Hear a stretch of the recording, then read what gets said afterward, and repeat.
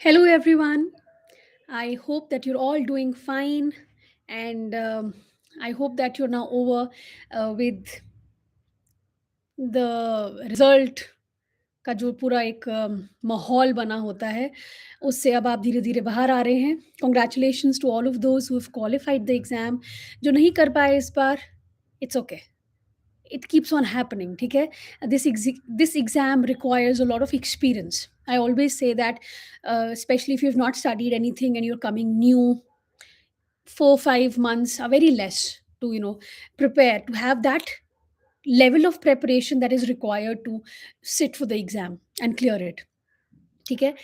But anyway, let's start fresh, let's start new now, and let's together um, be very determined to clear the June attempt. तो उसके लिए पहली चीज़ जो हम करते हैं वो है फाउंडेशन को स्ट्रॉन्ग करना। इसके बिना कुछ नहीं है। तो जो लिटरेचर का पूरा मैप है वो हमारे दिमाग में बहुत क्लियर होना चाहिए, जितनी भी एजेस हैं। तो ये अब मैंने जो पेड कोर्स शुरू किया है, I have already covered the overview. So, if any one of you is starting to prepare, this session is going to be very helpful. और आप लोग कोर्स भी ज्वाइन कर सकते हो मेरा। It will be very very beneficial, trust me. Why? Because I am very consistent and I am very determined, and if you are somebody like that, then yes, definitely it will be very beneficial. आप बहुत कुछ सीखोगे। Learning is something which is very important, और वही आप करने आते हो राइट। तो वो आप सब सीखोगे। Let's quickly dive into what we are going to study today. We are going to have an overview of all the ages of literature, बहुत सिंपली और बहुत अच्छे से हम लोग उसका पूरा रिवीजन करने वाले हैं, ठीक है? स्टार्टिंग तो हमें ओल्ड इंग्लिश से ही करनी पड़ती है, चाहे उससे बहुत क्वेश्चंस आएँ या ना आएँ, but that forms the base. वहाँ से हमारा अ, उठता है ना पूरा ऊपर को, तो वो जो मैप का बेस है वो वहाँ से शुरू होता है। ओल्ड इंग्लिश, या फिर इसको हम एंग्लो सैक्सन एज भी कहते हैं, 450 से 1066 तक। 1066 याद रखना है, क्या हुआ था 1066 में? नॉर्मन कॉन्क्वेस्ट हुआ था। अगर ओल्ड इंग्लिश या एंग्लो सैक्सन की बात करें तो जर्मेनिक इन्वेजन्स हुई थी, जो एंगल्स थे, सैक्सन्स थे, जूट्स थी, ट्राइब्स थी जर्मनी की।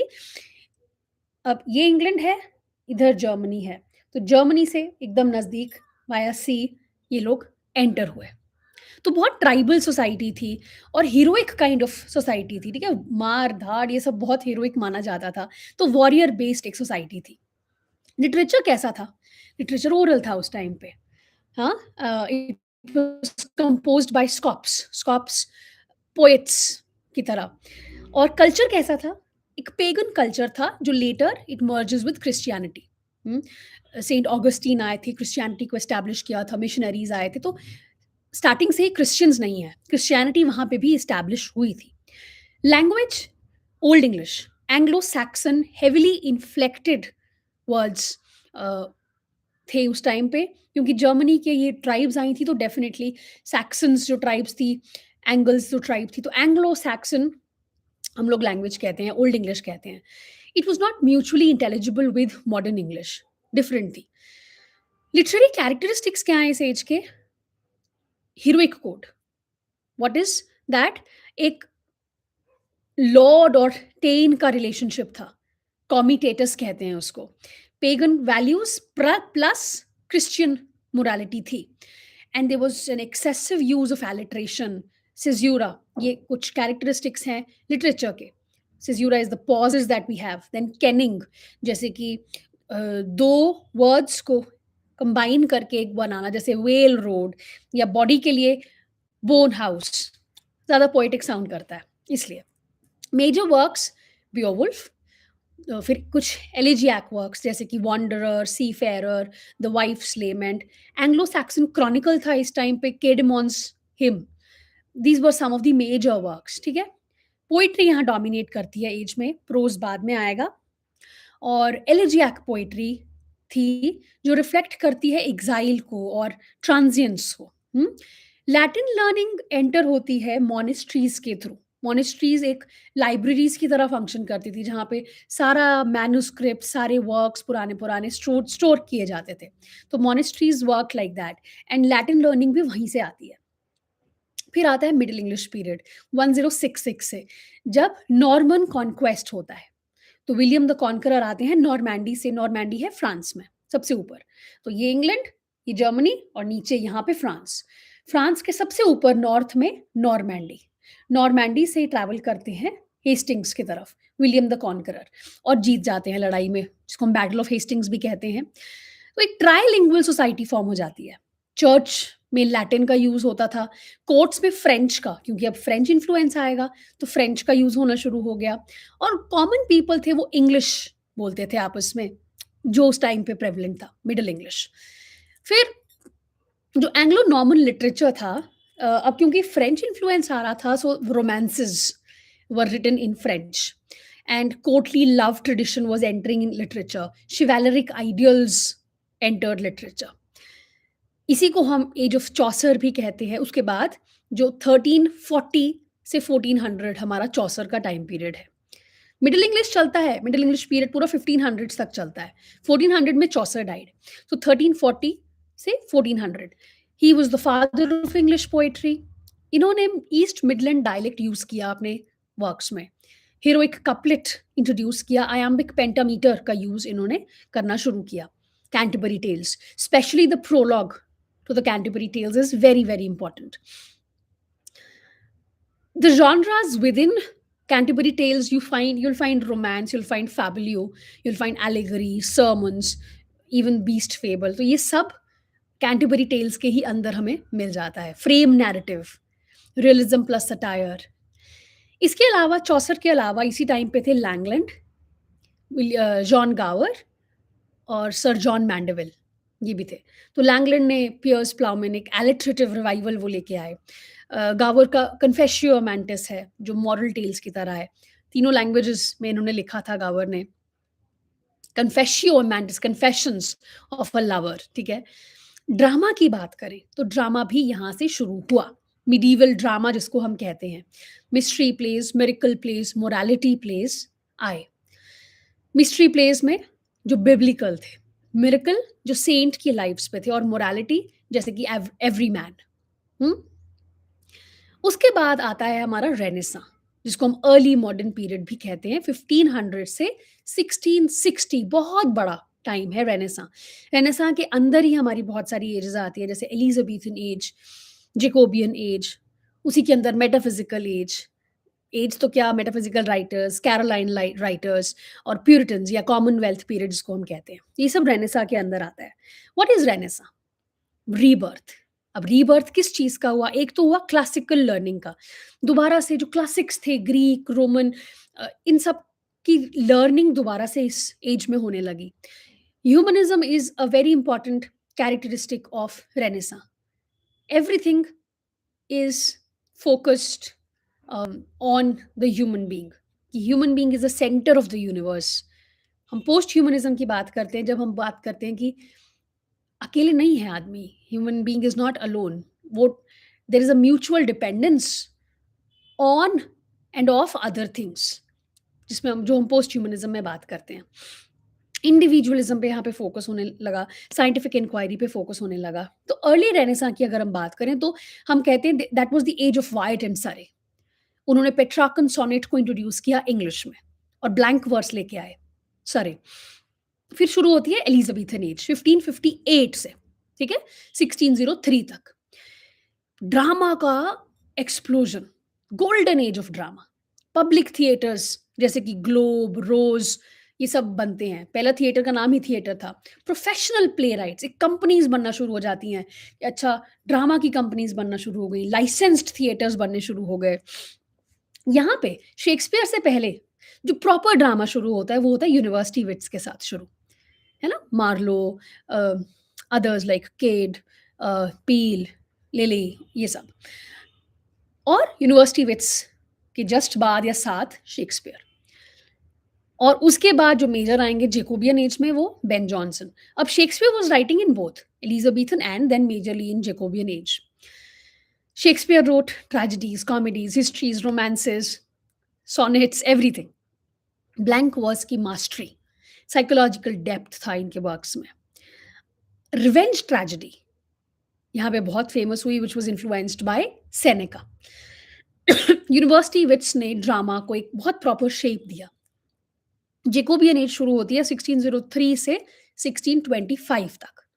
डार्क होनी शुरू हो जाती है, darker tone, political anxiety, revenge बहुत ज़्यादा, जैसे कि डचेस ऑफ माल्फी, वेबस्टर जैसे प्लेराइट्स यहाँ पे आने लगते हैं। ट्रेजेडी ऑफ करप्शन शुरू हो जाता है ना, वेबस्टर का डचेस ऑफ माल्फी है, मिडलटन के वर्क्स हैं। फिर इस टाइम पे जैकोबियन एज में ही मेटाफिजिकल पोएट्स आते हैं। अब मेटाफिजिकल पोएट्स एक ग्रुप नहीं था, कोई ऑर्गेनाइज्ड ग्रुप्स, अलग-अलग लोग थे। Metaphysical is just a style of writing. John Donne, George Herbert, marvel, ये सब एक पर्टिकुलर स्टाइल में लिख रहे थे। जॉन डन तो उस टाइम पे पता भी नहीं था, उनके वर्क सिर्फ़ मैन्युस्क्रिप्ट्स में कोई-कोई लोग पढ़ लेते थे। पब्लिश होने के लिए लिखते भी नहीं थे ये। तो आपको पता ही है, बहुत बाद में जाके जॉनसन ने नाम दिया, टीएस एलियट ने फ़ेमस किया इन लोगों को। They were famous for conceits, wit, intellectual complexity, fusion of emotion and logic. हुँ? फिर आता है हमारा प्यूरिटन एज इसी में, कॉमनवेल्थ 1620 से 1660 तक। 1660 में हमारा रेनेसां खत्म हो जाएगा। तो प्यूरिटन एज या कॉमनवेल्थ जिसको हम कहते हैं, it was the historical context अगर हम बात करें तो सिविल वॉर था। वॉर, सिविल वॉर मतलब अपने आप अंदर ही वॉर चल रहा था। क्या वॉर था? कुछ लोग थे जो पार्लियामेंट को सपोर्ट कर रहे थे, कुछ लोग थे जो मोनार्की को सपोर्ट कर रहे थे कि किंग ही रहना चाहिए। अब किंग को हटाने का पूरा कार्यक्रम शुरू हो गया यहाँ पे। चार्ल्स द फर्स्ट को एग्ज़ीक्यूट कर दिया जाता है। क्रॉमवेल का रूल शुरू हो जाता है, थिएटर्स बंद हो जाते हैं, ड्रामा पूरी तरह बंद हो जाता है, जो गोल्डन एज था ड्रामा का वो खत्म हो जाता है। लिटरेचर पे क्या असर पड़ता है?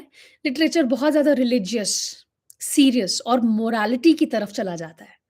John Milton is the biggest example. Paradise lost although इन्होंने रेस्टोरेशन एज में लिखी है, but John Milton was a Puritan. इन्होंने प्यूरिटन्स की तरफ से बहुत सारे पैम्फलेट्स, बहुत सारा डिबेट्स, ये सब किया मिल्टन ने। एपिक ट्रेडिशन लेके आए, blank verse, free will versus predestination की इन्होंने बात की। हुँ? John Milton. फिर आता है रेस्टोरेशन एज 1660 से 1700। Milton was still writing, he went blind, उस टाइम पे पैराडाइज़ लॉस्ट, रीगेन्ड ये सब लिखा है इन्होंने। रेस्टोरेशन एज का कॉन्टेक्स्ट ये है कि मोनार्की वापस आ जाती है। चार्ल्स द फर्स्ट को तो एग्ज़ीक्यूट कर दिया था, लेकिन चार्ल्स द सेकंड जो फ्रांस में थे उनको वापस बुलाया जाता है। क्यों? एक तो 58 में ओलिवर क्रॉमवेल डाइड। उनका बेटा था रिचर्ड क्रॉमवेल जो 1 साल के लिए था, but he was nothing like his father. So monarchy came back, restoration हो गया मोनार्की का। It was also a reaction against Puritan austerity. तो अगेन ड्रामा आ गया, थिएटर्स वापस खुल गए। ऑल्दो बीच-बीच में और भी चीज़ें हो रही थी, जैसे प्लेग पहले आया था तब भी बंद हुए थे थिएटर्स। बट अब जो ऑडियंस थी ना वो चेंज हो गई थी। अभी शेक्सपियर को अभी भी अडैप्ट कर रहे थे, लेकिन अब उसको शेक्सपियर को Puritan age sorry restoration age के ऑडियंस के हिसाब से अडैप्ट किया जा रहा था। Happy ending, tragedy, King Lear को हैप्पी एंडिंग दे रहे हैं, नाम डेट। उसी तरह से यहाँ पे सेक्सुअल फ्रैंकनेस आ गया, आर्टिफिशियलिटी, कॉमेडी ऑफ मैनर्स आ गया। तो जैसे वाई शर्ली या William Congreve, these were the writers who were writing in the restoration age. अच्छा, इसी टाइम पे एक अनोखे राइटर भी थे, इन सबसे अलग, ड्राइडन। बिल्कुल अलग, है ऐसा लगता है जैसे ड्राइडन जो है वो पोप के साथ होने चाहिए थे। तो ड्राइडन भी रेस्टोरेशन एज के हैं।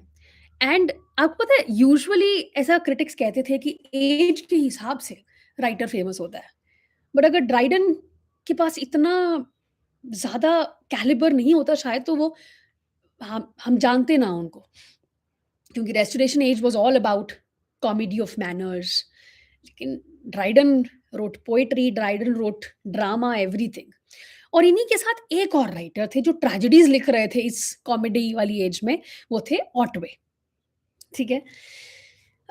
उसके बाद आता है नियो क्लासिकल एज जो 1700 से 1745 तक आता है।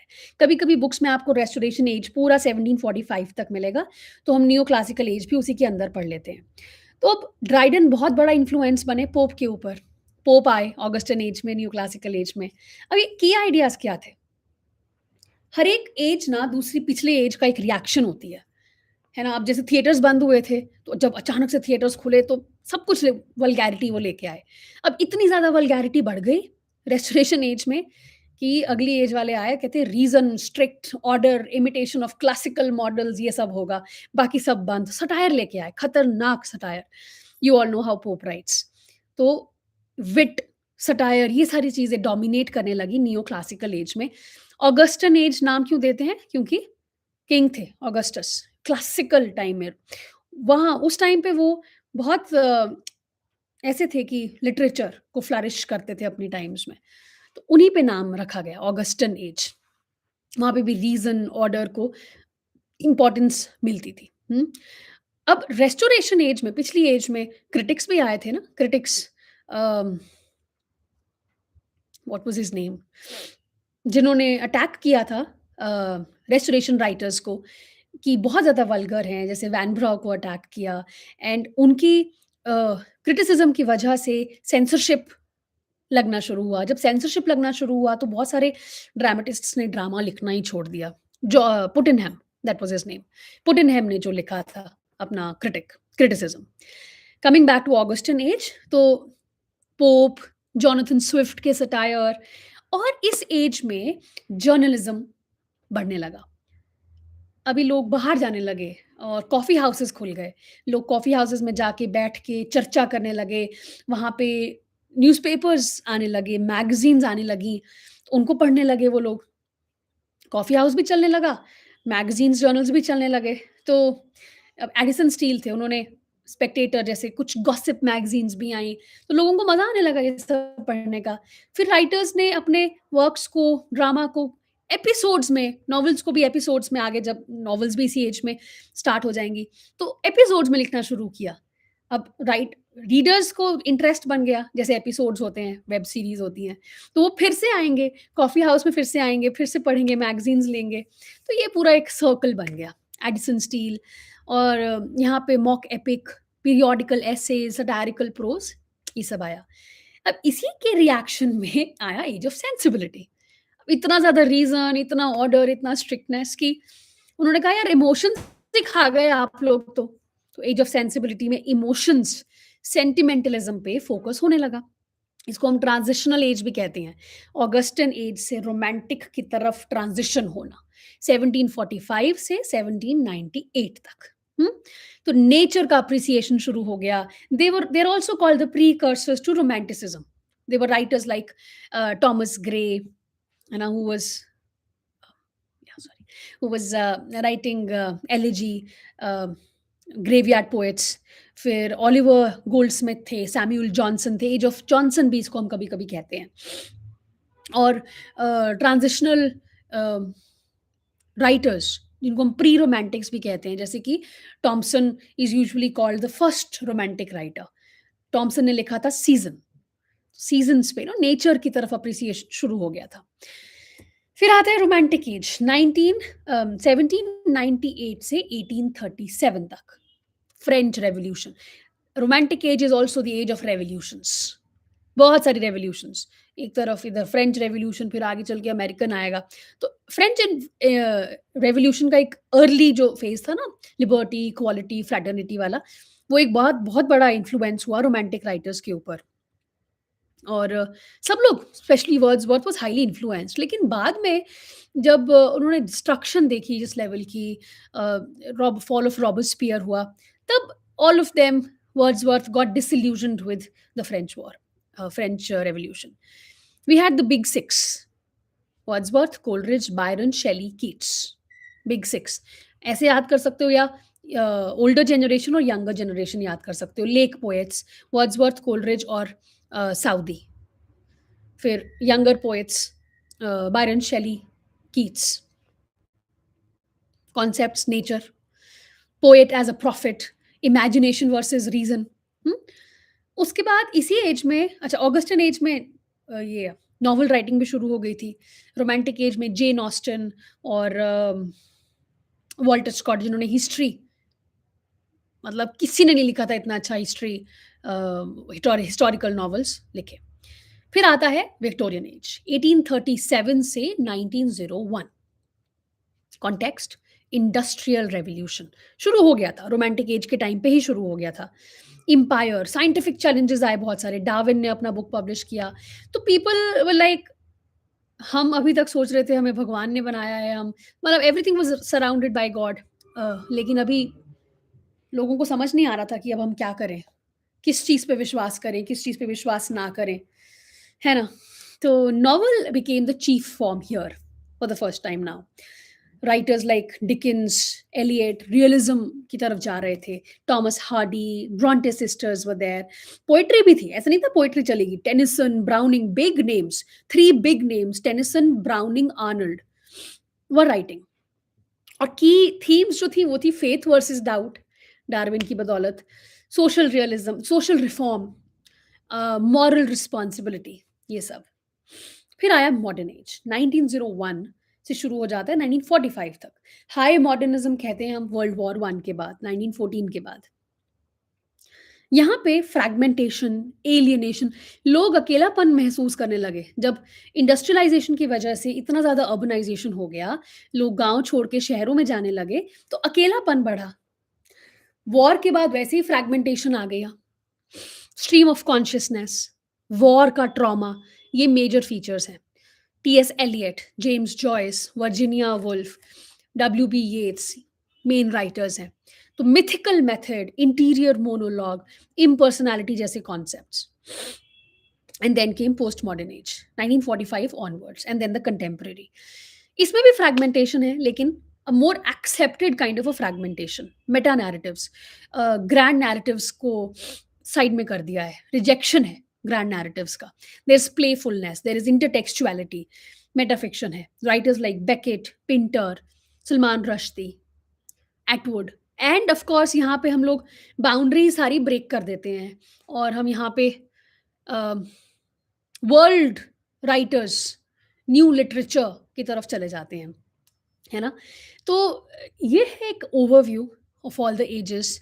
क्रोनोलॉजी इससे आपको बहुत अच्छे से हो जाएगी, और जॉनर कौन-सा जॉनर कब ओरिजिन हुआ, कौन-सा मूवमेंट कौन-सी एज में आया, जैसे मॉडर्न एज में कितनी सारी मूवमेंट्स आई, सिम्बोलिज़्म, डेकाडेंस, एस्थेटिसिज़्म, इन सब को अच्छे से जब आप एज वाइज़ करते हो, तो पूरा दिमाग में बैठ जाता है। माइनर राइटर्स कौन से थे? अभी पोस्ट कॉलोनियल एज बहुत इम्पोर्टेंट है, जिसमें हमने मार्जिनल राइटिंग्स पढ़नी है, सबाल्टर्न स्टडीज़ पढ़ना है, memory studies is very important here. तो ये एक ओवरव्यू, एक बेस, एक फाउंडेशन सबसे पहले करना बहुत ज़रूरी है, ठीक है? तो आई होप मैंने बहुत लंबा नहीं खींचा, बट जितना भी हमने किया एक अच्छा रिवीजन आपको मिल गया हो। कोई डाउट्स हो तो ज़रूर मुझसे पूछें, और पूरा कोर्स जॉइन करें। अगर आपको अच्छे से प्रिपरेशन करना है और जून अटेम्प्ट कंसिस्टेंसी के साथ, ठीक है? पूरे तैयार होके जॉइन कर लो। अभी भी हमारा ऑफर प्राइस चल रहा है 6999, full course, classes, MCQs, properly, topic by topic, और उसके बाद आपका नोट्स, ये सब आपको, and doubt clearing any time, I am here with all my students. ठीक है? Get in touch with me if you wish to join the full course. The details are in the description box. See you around. Bye bye.